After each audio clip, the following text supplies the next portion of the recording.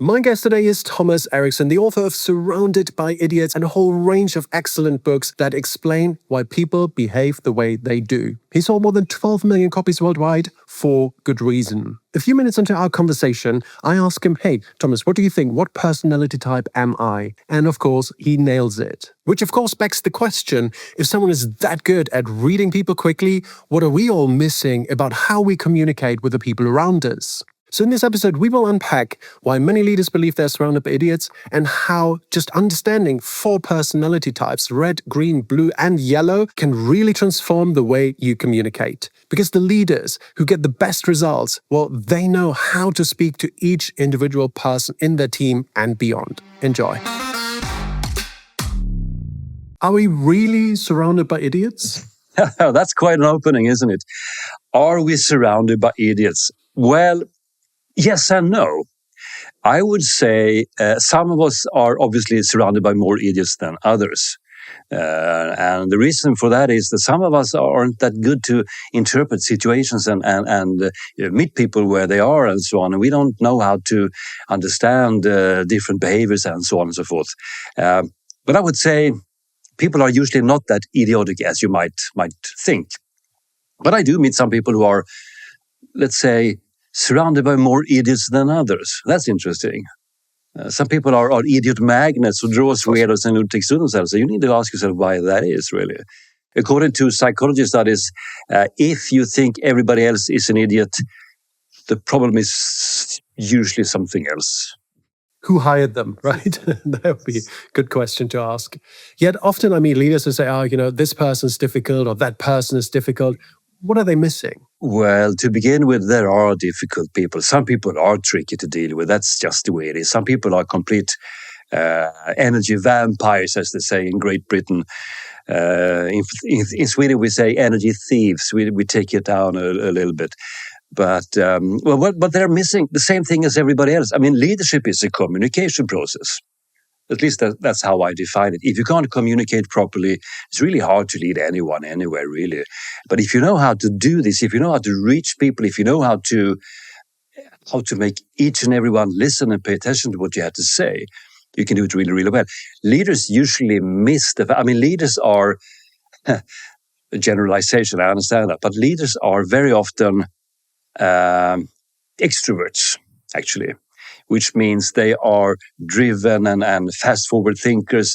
They are decisive. They are risk takers and so on. And they tend to be a little bit, let's say, in their own heads all the time. And they think their own solutions are usually the best solutions. And they have sometimes trouble, let's say, adjusting to people who aren't like them. I mean, this is a general problem all over the globe. People usually use themselves as some sort of what would you call it, a blueprint for how you should be, how you should act, how you should talk, how you should interact with other people. And leaders and managers are sort of the same way wired there. They use themselves as some sort of a blueprint. This is how it's supposed to be. So they just miss people who don't think like they do, who don't act like they do, who don't react like they do, at the things that they react to and so on. So I think the problem is for leaders the same as with everybody else. The challenge for a leader is, of course, that the demands on her and him are higher. We expect you to be able to deal with these differences. So that's usually what comes to light when you look at someone. He's not for me. She's not for us. She doesn't pay attention to us. She doesn't know where we belong at all. For your neighbor, maybe that's not a problem, but for your boss, it is a huge problem.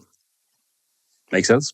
Yeah, it makes total sense. And your book, Surrounded by Idiots, which was, a global phenomenon when it came out, I think 2019, around that time, introduced us to the 4 colors, the DISA system. Can you walk us through what are the 4 colors, the 4 groups of people who make up the majority of people out there? The majority of people, well, everyone falls into this let's say, description model of human behavior.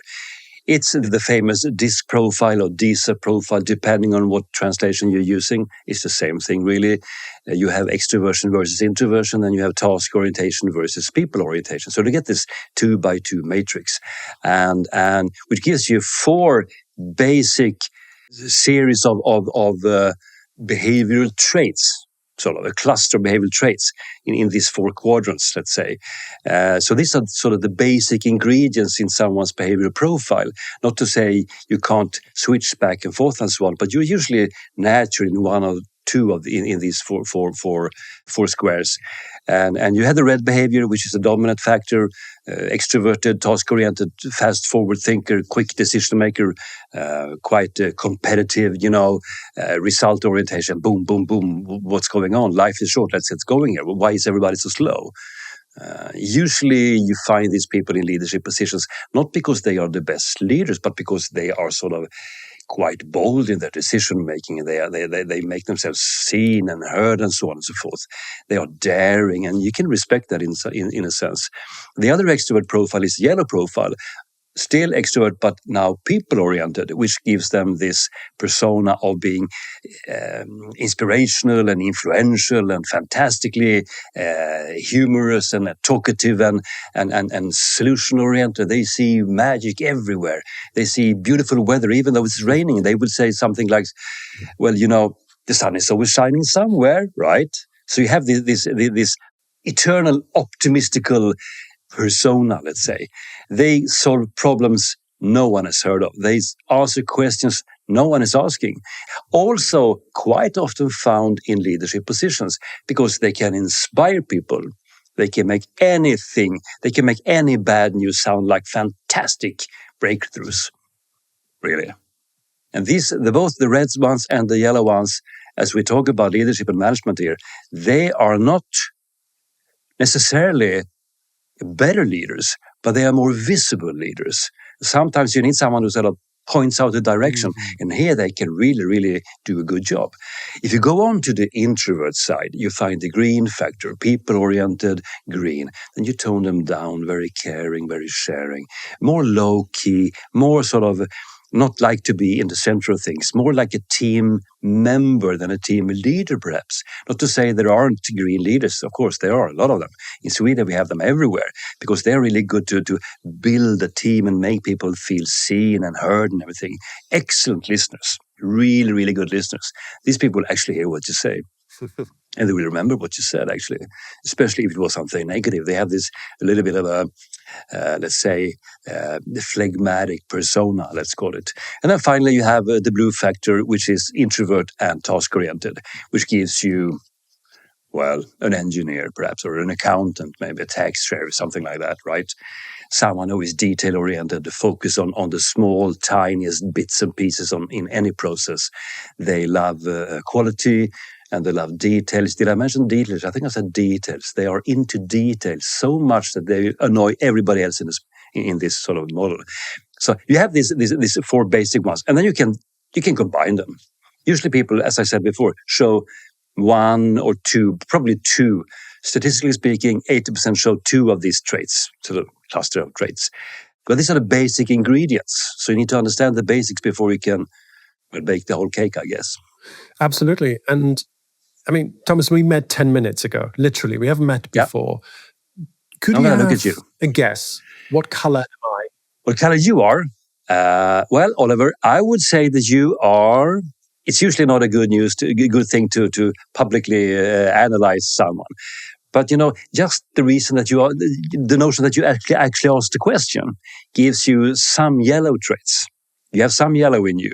You also, I would assume, because you're not a crystal clear yellow, you're not this, ooh, wow, ooh, super, and you're smiling and friendly, but you're in a controlled manner, which would give me the notion to say that you have some red in you as well. You know what you're doing, and you're quite driven, I would say, because you are controlled, but you are also positive. So you're sort of you're a balance between, but you are mostly an extrovert, I would say. The preparations from your team have been excellent. You send me links and things to what to expect. I don't think you sent those links. I think your team did that. Would that be a correct assumption? Someone helps me. Someone helps you, because details are, right. These tiny details are maybe not your favorite task, but you have a great team, so you gather the right people around you. Congrats! How am I doing? Amazing. Yeah, no, you're spot on. I did the test again last weekend when I reread the book, Surrounded by Idiots. And yes, I'm a mixture of yellow and red, and you're spot on. You already said that yellow and red are overrepresented among leaders, and that obviously sometimes we have these communications, let's say discrepancies between, in particular, red and green, right? So the dominant ones and the ones who want stability, and the yellow ones, the inspirational types, and the analytical types, the blue. So he said those two are sometimes tricky and are not really seeing eye to eye when it comes to communication.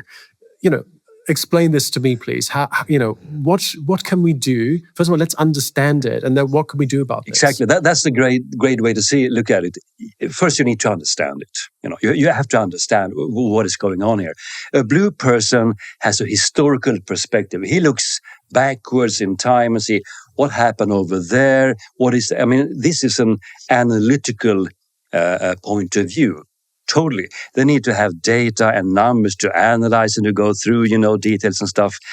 And the only thing that is what actually happened. The blue person, he's in the future, mind-wise. He looks into the future, see, what if we were going in that direction? Wouldn't that be awesome and fantastic? But for the blue person, this doesn't make any sense because the future isn't here. There's nothing to see here, nothing to analyze, nothing to, make assumptions because the future, no one controls the future. Seriously, what is going on? And for a yellow person, that's super boring and horrible and just, you're so negative. And these two, let's say, behavioral traits are extremely different.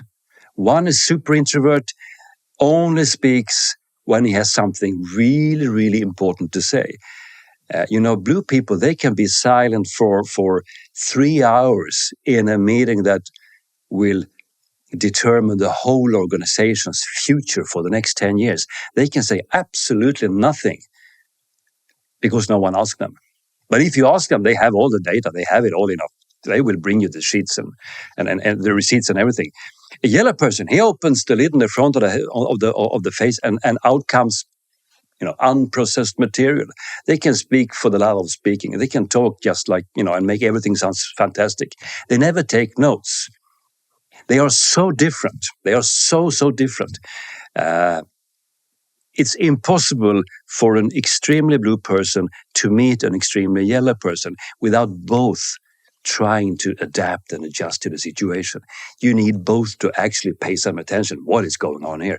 That's the key, right? That we have to adapt. We have to make a step towards the other person. If both sides do it, then we can meet somewhere in the middle. Is that the right approach? Absolutely. Who are you to expect everybody else to adapt to you? That's just silly. Why would you expect that to happen? Of course, you need to pay attention. A grown-up person must take responsibility, and especially a person in a managing position needs definitely to pay attention to who else is in the room. So if you want to achieve some greatness in life, and if you want to achieve great communication, and if you want to achieve, success in whatever aspect you would like to measure it in, you need to pay attention to other people. If you're not applying for a position as a hermit, then you don't have to keep control of these things.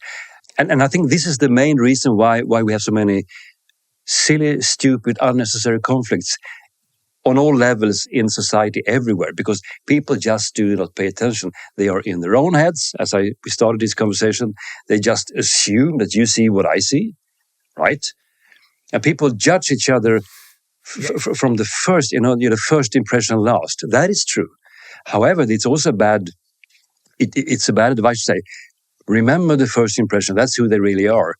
No, absolutely not. If you have someone who is a bit, let's say, problematic or difficult employee, difficult team member, make an observation, and then you just look for evidence for the same thing a couple of times more, 3, 4, 5 times in a row. If you can see a pattern, maybe they are problematic and complicated, maybe so. But if they change depending on the situation, depending on who's in the room, depending on who is ranked, who is outranking the other one, just look at yourself. When you're, well, not you, obviously, but maybe I have a CEO, I have a boss. When she enters the room, my behavior changes. That's just the way it is, because I'm not stupid, right? So you will see another Thomas Erikson. If my CEO would be sitting over there, she would do this. you're babbling. Move on. Get to the point, So I would switch my behavior to you because she sits over there. No one is over there, but you get my point. So this is sort of you need to be observant. You need to pay attention. And this is hard work. Sure. Absolutely.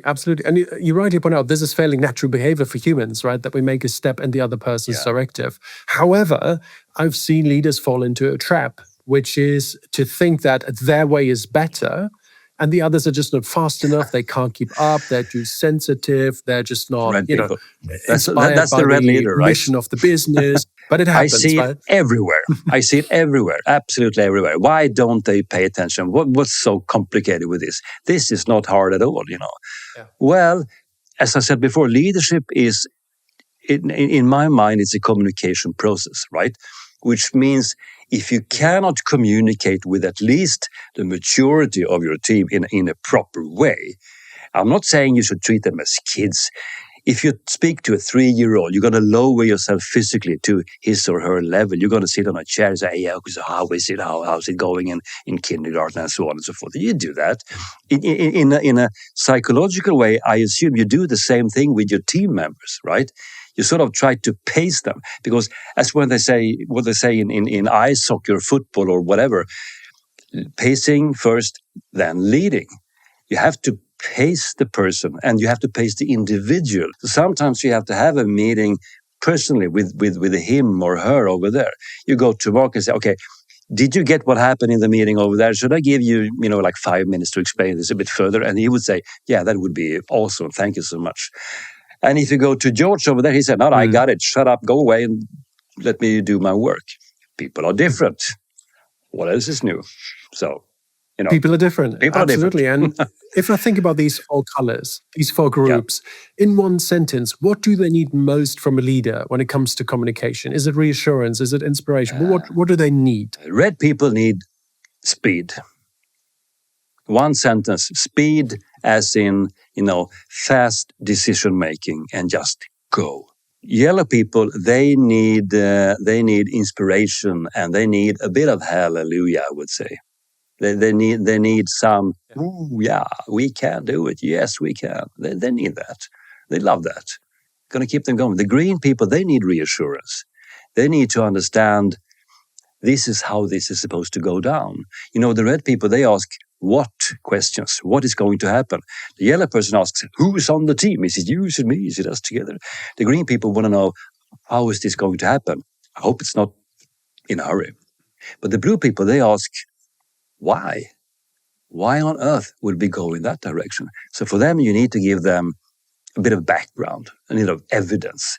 This is a good decision because boom, boom, boom, boom, boom. And there you go. More than one sentence. Sorry. It's my yellow factor speaking a little bit here. 90% of presentations are forgotten within a day, and even the best ideas get ignored. Over the last 20 years, I've helped hundreds of leaders prepare for stages like TED and South by Southwest, and the difference is always the same. Top 1% communicators, they use a system, and this system is called the Perfect Presentation Planner. Download it now, it's free, link in the description. How, in practical terms, would a leader develop these skills to speak more precisely and speak to the needs of the individual team members? In other words, how can I develop my leadership communication in the context of my team? Should everyone go through a test? Should I give everyone your book? Probably a good idea. Please do. Or does observation suffice? Well, you can give them my book, and then you can have a workshop, and you can use some. I am, if I may say this, I'm building an affiliate / partnership system all over Europe right now. We are setting up businesses in every European nation as we speak, because the demands are quite high, because people are struggling with exactly this question. What I would do is what I usually do as a management consultant when I was doing that, I gave everyone the behavioral assessment. Let's say I gave them the color assessment. They got their profile in their hand, and we gave them feedback. Do you buy what's in there? And they said, sure, yeah, why not? Most of this is me. You can strike this sentence out, and that's not appropriate. But we distill it down to these things are true. Usually, the average is, I mean, these systems aren't perfect, right? They cover a lot when it comes to your behavioral standards, but they don't cover everything. They do not cover your basic values or your workplace motivators, your drivers. Why are you here in the first place? So there are things, but you can add another assessment on top of this, and you can get the sort of a broader picture.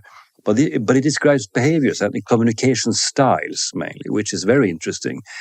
But the thing is, when people say, "Oh yeah, this is me," and then you put them in a so-called profile wheel, and you put everyone in this wheel, and you see, you are over there, but she's down there, and this is so you get this sort of a cluster. And if you have people spread all over this wheel, so you have people from every kind of color combination, in the same team, that is usually good news, because now you are covering sort of, I mean, in this capacity, diversity is good when it comes to behavioral styles, communication styles, when people are looking and viewing at certain tasks in different ways, from different angles all the time. Now you can have a really great analysis of what is actually going on. People will take care of all the angles. But what you need is a team leader who can deal with all the colors at the same time. That's sort of the conundrum here. How do you do that? Well, you have to have a conversation. If you are up there and I'm down there, how should we go about when it comes to how we speak to each other? Could you meet me somewhere there? How would you like to do it? What do you need from me in order to make this work collaboration work the best possible way? If I, Oliver, would be your manager, and you are mostly an extrovert. Now, you are self-aware, obviously. You know who you are. So if I gave you an Excel sheet, you wouldn't say, I hate Excel sheets because I'm an extrovert. You wouldn't do that. You would say, okay. You would say that.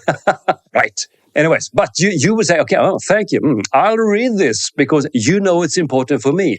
But then I would say, what I would like you to do with this Excel sheet, could you just wrap it up in 3 bullet points? What's your assumptions? What's your analysis? And how would you like to take this data into the future? What's your first decision? So I will instruct you to use it the way that you can use it, but I still want you to look at the numbers, because it's kind of important. It could be a do or die situation. What do I know? So I sort of adjust my way of handing you the Excel sheet. I can't accept the fact that, and some people misunderstand this to say, well, if Oliver is an extrovert, why would you bother him with details and stuff that bores him? Well, he's a grown-up. He needs to take responsibility for his position, right? You're alluding to a very important point that while it's important to be self-aware for ourselves, but also for the team and as a leader about the team, it's also crucial to understand we can grow and develop, right? This is not a box we are trapped in. On the contrary, as exactly. You said, I want to be a leader and I'm a blue. Yeah, I need to come out of my shell a little bit because that's what I sign up for as a leader, that I do go out and communicate more than I probably have in the past. And it will feel awkward at first, but after a while it feels normal because that's part of the job. Exactly. Well put. This is a misconception. Okay, I found myself in that corner of you can use any kind of tool you want. That's not the point. If you use the Big Five or DISC or that's not the point. The point is, this is who I am, and I've been told I can be myself, so I'm going to be myself. I'm not going to adjust or adapt anywhere to anyone ever. So you have to take me as I am. Well, that's not smart. That's not smart. I'm not saying you have to be somebody else. That's not the point. But the point is, you will always be in minority. Even if you're the most fantastic human being who ever walked the earth, you will always be in minority. People are not like you. And you have to adapt. And you know what? We do adapt. We do adjust constantly. We just don't do it consciously. We do it subconsciously. And very often we interpret the situation the wrong way. An example, if you have a team member who got a new boss, a new team leader, and she turns out super red, fast forward, boom, boom, boom, very impatient, somewhat aggressive even, if most of the team members are in the green sphere there, they will think her as an aggressive person. And you might say, and so how do we adapt to this, boom, boom, boom individual? Life is short, let's get going. Why is everyone so slow? Usually people will back away from them, thinking, oh, better leave them alone. And especially if she raises her voice, and starts to make a fuss out of, just something. People back away and think this is a good adaptation. No, it's an instinctive adaptation, but it's absolutely the wrong way to adapt to a red person. How you deal with a sort of a noisy, loud-voiced red person is you stand in the middle of the storm, in the eye of the storm, and you just say, no, that's not correct, because, and now you have to say something. You have to have something with you. You can't just say, I don't want to do that because, I just don't want it. But you need to be firm. That's when they start to respect you, right? But in order to do that, you need to understand what is red behavior. And you also need to understand who am I, where am I in this profile wheel, let's say. If you are going to meet someone who is green, should you speed up or should you speed down? If you're blue, you need to speed up. But if you're yellow, you need to take the speed down a little bit. So you need to understand where you are and you need to pay attention to the other person. And yes, this is hard work, but as most people don't do this, that's why things go sideways too often, because those people are just idiots. What do they know? They just don't pay attention. You sit in a meeting after meeting after meeting thinking, what is wrong with these people? Well, nothing, but they're not like you. Right? So often when people, at the beginning of their careers, you study a certain subject and then you enter, the engineering department, and people are more, most people are like you. And then you go into management, into leadership, and all of a sudden you have people from all colors of life that work for you, that report to you, or are your peers. And that's, I think, what people, their mental models often break, is that what's going on? For 20 years, I was on this lane and it was totally fine being blue. And now this isn't good enough. So this is something I've observed. And this is obviously often where coaching comes in, where, we work with people, you and I probably, to help them take that next step and be quite intentional about the next steps and what is required of senior leaders. Exactly. One thing that I found out when I got my first leading position at the age of 24. And as you can see, that was way back in time. Okay, I was a good sales rep. I could sell anything to anyone. This was in the banking industry in Sweden. And I needed something else to do, and I was bored. And so I applied for this team leading position, let's call it, for a sales team of 13 women. I said to myself, this is great news. Little did I know. But anyways, 30 years later, 35 years later, still I can feel somewhat pain inside of me when I recall this situation, because I didn't know anything about management. And the problem people say is, this is a good sales rep, or this is a good engineer or a good accountant, let's make him head of the department. That's not a good idea, usually, because those are two absolutely different jobs. Right? It's two completely different jobs. Yes. And if you don't understand this as the one who got the promotion, you're going to mess it up, which I did badly. And if you don't understand, all of a sudden you're not a specialist anymore. You're not supposed to dig into especially engineers. I'm going to say something that will annoy a lot of people. Are you ready for this? Engineers are some of the worst leaders I have met. That's just me. Because they can't rid themselves of the Excel sheets and the maps and the drawings, all the details and the technical stuff, because that's why they ended up in the engineer position to begin with. Very few engineers get to manage the other engineers in a proper manner. I've seen so many people really, really mess it up because of this. Would you therefore say that blues are the least likely to grow, or find it hardest to grow and change and become top leaders? I would say the people who have the hardest time to adapt and to change into something, that is actually the green factor, because one of the biggest flaws in green behavior is you don't like changes, especially not quick changes. So if you have a green leader who doesn't like to change the processes or the context, or, doesn't want to move his desk even, that's not a good thing. And usually they don't also like to be in the center of things. They are good team members. The team is everything, but to be, in the spotlight, that's not very positive for a green person. So everybody doesn't fit in any situation. That is just the way it is. But everybody fits in some situation. And sometimes you need to work a little bit to see where do I fit the best so I can be at least as much of the original me as possible without having to adapt too much, constantly. Because if you adapt too much to everyone all the time, you're going to end up with stress-related diseases, physical ones. Never violate who you really are. Changes and adaptation in the moment and, smart move and social competence and using people skills, absolutely fine. That's great. But don't try to switch your personality completely in another, in 180 degrees. That's going to hurt you. So don't do that. Then you are in the wrong position, I would say, my own view. Yeah, that's a losing proposition. Yeah. You wrote a whole range of books, all very successful, 10 million copies plus sold, one of which is surrounded by energy vampires. How can we deal with energy vampires? And we all know these people, right? They just suck the lifeblood out of us when we have no energy to spare, and they want it, right? They go after it, and they have long teeth. They have long teeth. Yeah, it depends on what kind of energy vampire we're talking about. Someone might be passive aggressive. That's a problem. Instead of saying, "Oh, I would like to bring something up with you because this is a problem for me," you see they are sort of dragging their feet and not contribute and say something wrong. No, they say a grind and nothing is wrong. Everything is great here. So you will never admit that something is wrong. So they use like a broken down car. They can stop the traffic for 100 kilometers in any way, like on the Autobahn. One car can cause a lot of trouble. That's those people, right? And you need a certain strategy. You have the drama queens, histrionical types, somewhere between yellow behavior and narcissists.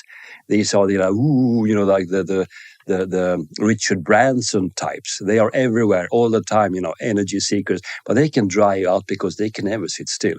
But you need another strategy there. You can have bullies, you can have narcissists, you can have psychopaths, manipulators, you can have, the victim, people playing the victim card constantly. Oh, poor me, poor me. What I'm trying to say here is energy vampires, it depends on who you are as well. Again, self-awareness is very crucial, regardless of who you're dealing with. If it's just another team member, just a buddy of yours, your neighbor or your spouse, who you are matters because you will react on some of these behaviors, but I won't, maybe. We react based on who we are and how we perceive the situation, how we perceive the society as a whole, really.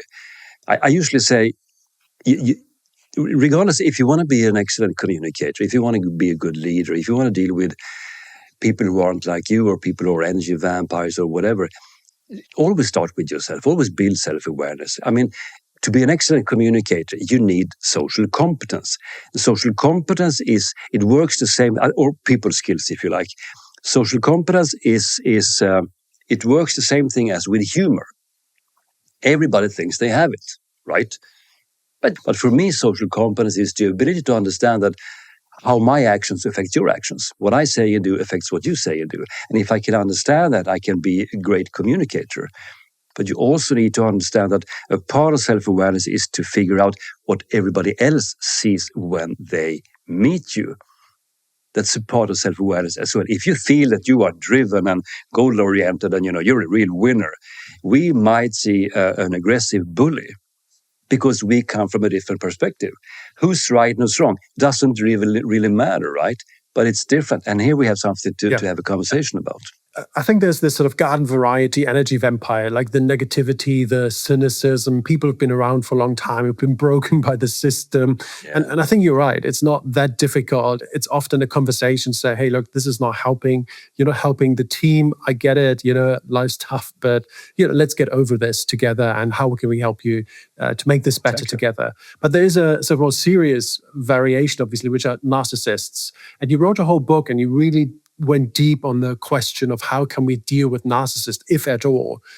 What's your conclusion? Well, this is a huge topic, I must say, but I'll try to make it as brief as possible. There are data that says that we are living in a narcissistic pandemic. What do I mean by that? Narcissistic behaviors are spreading. I mean, narcissism is mainly about look at me, me. Look at me, I am the best, I am fantastic.